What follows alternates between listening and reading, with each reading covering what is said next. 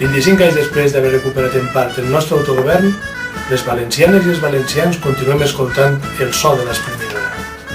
Durant aquest temps hem votat totes les opcions possibles i res pareix haver canviat. Nosaltres te proposem una aventura. Si sempre has votat els mateixos, sigues infidel. Vota Units per València, perquè tot pot canviar.